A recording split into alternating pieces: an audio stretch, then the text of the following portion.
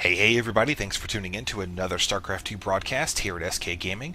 My name is Anaris, and today we're here watching the first game in the best of 5 grand finals between DIMAGA spawning as the red Zerg down in the bottom right position against Stephano, another Zerg down here who is even busting out the Power Rangers thing here in the bottom left. Now, like I said, this is the grand finals, so both of these players will be receiving a killer 2100 gaming network card after the conclusion of this tournament. However, only one of these players will actually receive the $250 grand prize. Now, with this being a Zerg versus Zerg, this is kind of a unique matchup for the Champions Trophy series. So far in this tournament series, we haven't actually had a Zerg make it to the grand finals. So now we have not one but two here.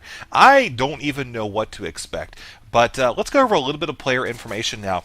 We'll start off actually with DIMAGA. Real name is Dmitry. He's a 24-year-old player from the Ukraine. He is of Team Mortal Teamwork, MTW. And he's actually a former Brood War player, so he's been around for quite some time. Recent accomplishments, he took second place in the HD World Tournament, and he was also the first player to beat NEST televised in first player to beat NEST in a televised ZVZ. So pretty cool stuff there. Good accomplishments for DIMAGA. Over here, Stephano. He is his real name is Elias. I think I'm pronouncing that right. A 17-year-old player from France, and he has actually won 5 of the last Go for SC2 Cups that he has participated in. He's a former Warcraft 3 player, so we obviously have two very skilled individuals here. Now let's look at the builds. Right now we see Stephano and DIMAGA both actually mirroring off of each other right now. The Overlords are just now arriving at each other's bases, and it looks like the pool is going down a little bit earlier for Stephano than it is for DIMAGA, just by a few seconds there. And we'll see how that translates into a strategy. Maybe it could just be a little bit the same strategy, just a couple seconds off. I don't want to get into details at this point, but yeah, it'll be very interesting. One thing that I'm hoping we don't see in this tournament series, and this is something I've noticed that happens a lot with ZVZ, is you'll get into a very long, drawn-out fight where you'll have Zerglings running across the map for 15 minutes, and then Banelings for another 15 minutes, and then finally somebody does a daring move and busts out like 3 mutas and a biscuit. And, well, frankly, I think the biscuit is the biggest part of how the game actually turns. So I'm hoping that we don't have like a 45-minute game of back-and-forth Zerglings, or variants thereof. I'm hoping that we're going to see some nice tech action. One thing that's already different from a lot of ZVZs that we've seen recently is the players both went for that natural expansion.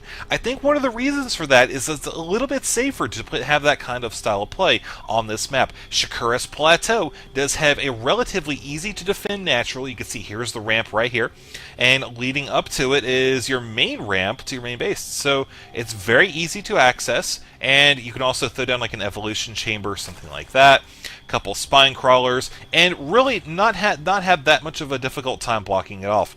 And of course, if that always falls, you can block off your ramp right here with a couple queens, bring back your spine crawlers and place them back here. Either way, it can be any number of things. So this is actually one of my preferred maps currently on the Blizzard ladder rotation, which we could see we've got a couple Zerglings actually heading over here for DIMAGA, going to be trying to scout out the natural. There is one queen here, should be able to handle 2 Zerglings, not that much of a problem. Yep, sure enough, able to smack those and make sure that DIMAGA keeps on running. Ooh, Stephano might actually lose a drone. One of them does go down. First kill of the game right here, folks. 2 Zerglings and a drone. So it looks like it's going to be cutting even there for both players in terms of resources lost.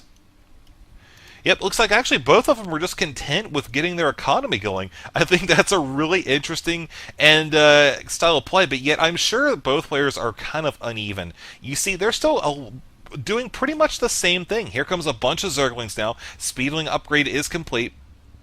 And of course, DIMAGA has his own Zerglings. But here's the interesting thing about ZVZ. Both players have Overlords that are scattered around the main walkways of the map. And of course, that's going to mean that you're going to have plenty of warning for when an attack is going to be coming. Point in case right here, DIMAGA has the Overlord, and if the Banelings actually come this way, then he should be able to spot them.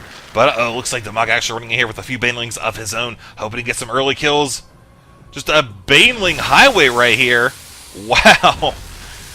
Nicely handled by DIMAGA, sending out a couple of Zerglings. Oh, might actually get 2 Baneling kills. That one did pop off a few Zerglings. 1 Baneling for 2. And continuing to march onward here. Looking in DIMAGA, we see he is marching over a couple of Banelings, and Stephano taking out a lot of Zerglings. Let's watch these Banelings over here. They're going to try to get into the mineral line. That's going to be a pretty hefty hit. Oh, takes out so many drones. Very nicely handled there. We can just watch the units lost right here, as we can see those drones have been taken out for DIMAGA as well. Pretty interesting stuff there. But look, Stephano has only killed 4 workers. DIMAGA has scored 9 so far. Roach Warren going down for DIMAGA. I think that's actually a really good move at this point, seeing as how both of these players have just got their economies knocked down a little bit. Number 1, Roach's good defensive unit. Number 2, if he decides to kind of throw those Roaches into the attack, it's going to be kind of a wrench. Stephano isn't going to quite know how to handle it. Well, I mean, he'll know how to handle it, but in terms of the unit composition that we have here, plenty of Zerglings, plenty of Banelings, and then some Roaches running in there. Pretty interesting stuff indeed. Spinecrawler is now finished. Looking good here for Stephano. We can actually see that drone production has been pretty much just largely cut for both players. They're still kind of, they kind of have enough right now. They're comfortable with what they got, and so they're focusing on the Zerglings and Banelings. They don't really need a huge income to actually handle this style of play. DIMAGA trying to run in here. It looks like he's actually going to get a couple of his Zerglings surrounded by Stephano, who has a very solid defense here. I do like how DIMAGA has managed to engage Stephano here at the bottom of the ramp, keeping a lot of Stephano's forces back and making the playing field a little bit more even, despite the fact that Stephano had all of those units backlogged on the ramp. DIMAGA is retreating here, pretty much a good idea. You look at the production, you see he has plenty more Zerglings on the way, also a number of Banelings, which will be ready very soon. I'm sure Stephano is wanting to bust in here. Yep, he sees those Banelings. He knows that he doesn't want to send the full force in there, so he's going to send a couple Zerglings, one of them, or a Banelings. Oh, man, it looks like that one Baneling scattered or skipped right past all the other ones, now doubling back and taking it out. DIMAGA using the Queen to try to pop a Baneling or 2. Very smart move there. Here comes Stephano again. Nice Zergling interception there. It looks like a few of them did get into the mineral line, while DIMAGA forced Stephano to retreat back down the ramp. And is continuing to build those Roaches. Like I said before, I think that's a great idea. Let's see, has Stephano actually spotted that yet? That's going to be the question. Okay, no, it looks like he has not, but he's probably going to, he's probably just going to assume that they are there, because now we have the Roaches popping out. I don't think DIMAGA actually made those Roaches known until just a moment or two ago. But Stephano dropping off his Roach Horn down here at the top of the natural ramp. Again, like I said before, very nice placement on that. That's going to help secure the ramp there. A couple Banelings here in the field, but largely just a unit or a force comprised of Zerglings. We can actually look at the Units tab and see the comparison. 35 to 32 in the drones. Alright, that's fine and dandy. 22 each on the Zerglings. About the same in the Banelings as well. That's going to be the, that could be the wild card for this attack, those Roaches coming in. Let's see how this is handled. It's going to be very, very micro-intensive. I like the Baneling spread that Stephano has. Let's see, alright, Baneling's taking the initial hit, and now the Roaches are being sent up here to absorb a lot of the Baneling damage. There's only 2 Banelings left for Stephano, so now the Zerglings are free to run in here. We can expect him to try to utilize these to kill all of these Zerglings running around, and then find some way to handle the Roaches, probably with the Zergling surround, which you see DIMAGA definitely is in a good spot right here. He's keeping these Zerglings over here at the bottom of the ramp, forcing Stephano to engage with only 1 or 2 and the Queen, while the Roaches just trash the expansion. You see Spinecrawlers are gone, the drones are forced to retreat, and even with the double evolution chamber here, it's not looking so hot for Stephano. He is able to recover fairly quickly, though. He does have a nice bit of Zerglings that he made at the very last second, but you see that lost mining time on the expansion is definitely going to hurt him here. Okay, it looks like he might actually go for a counterattack. Ooh, he does have a lot of Zerglings, but you see DIMAGA has a good number of Roaches right here. We can actually look at the income tab and see the result of that. Of course, Stephano is getting his income will be going up a little bit here from its previous spot of not having income at the natural, but that certainly did give DIMAGA a slight mineral advantage, which you could see. He is just pretty much pumping towards Roach production right now. Again, I think that's a really smart move. We might actually spot him moving out now. Could be going in maybe for the kill. We look at the army size comparison, 100 to 58, and you see the unit comparison. It's just not really looking so hot right now. 26 roaches running around for DIMAGA, a bunch of banelings, a few zerglings, a couple queens, and some drones. That's going to be about it. Stephano knows this attack is going to be coming very soon, so we're going to expect to see any last-minute defensive adjustments. We'll probably see them now. I don't know what he could do at this point, though.